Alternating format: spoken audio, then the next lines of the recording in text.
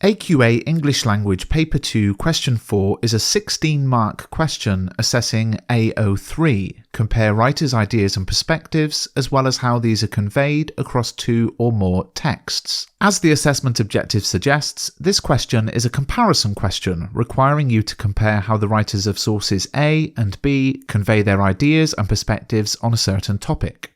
Let's look at a sample question taken from Mr. Bruff's Guide to GCSE English Language, available in paperback on Amazon or ebook at mrbruff.com.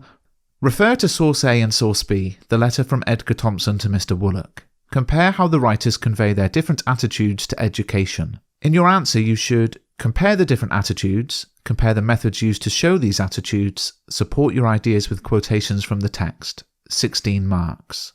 Now let me just point out that although my example here is a comparison of different ideas and perspectives, the exam paper could ask you to compare similar ideas and perspectives towards a topic too. This is a 16-mark question, so you should spend around 20 minutes on it. There are really two distinct parts to this question. Number one, students have to demonstrate an understanding of ideas and attitudes in both texts and compare those ideas and attitudes. And number two, students have to compare the methods used to show these attitudes. And it's this second bullet point and what is meant by the term methods that many students struggle with.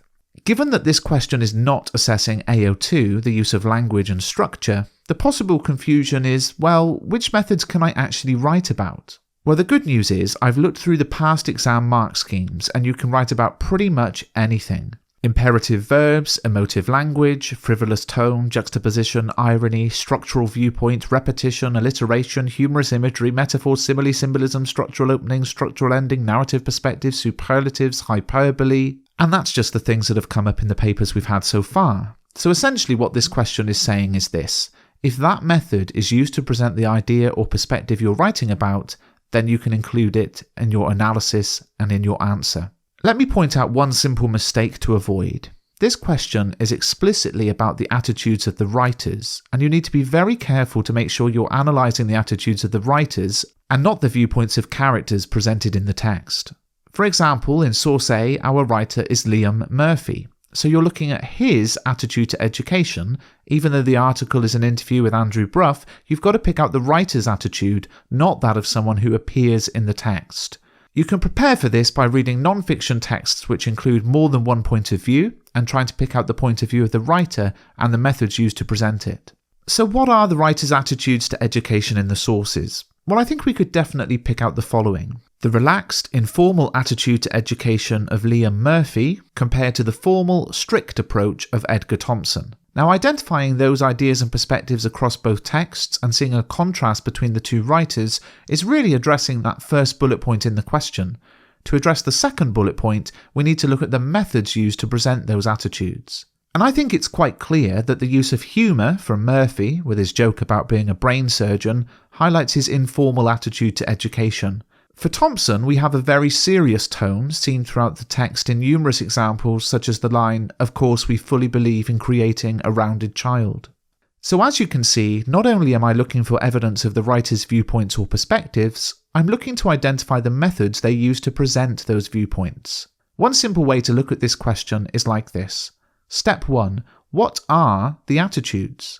Step 2. What methods are used to present those attitudes? And step 3. Can you analyse why those methods are used?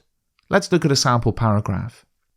Both writers have different attitudes to education. Murphy writes in an informal tone that matches his more modern and relaxed attitude to education. He states, "I'm inclined to agree with the bloke," which seems almost out of place, particularly considering that the form of the text is a public article. The use of language is deliberately informal, and this enforces the ideas presented in the article that we should be less restrictive with children and let them manage their own learning. However, Thompson's attitude is completely different. The formal tone seen in such lines as, "Of course we fully believe in creating a rounded child," shows that he sees education as purely a formal experience. We sense that there is no personal or informal element to his letter because he does not believe that personal feelings are appropriate in an educational sphere. I hope you found this video useful. If you'd like to see a longer video on this question, then you can see one just here, click on the screen and you'll be taken to that video. Please do subscribe to the channel.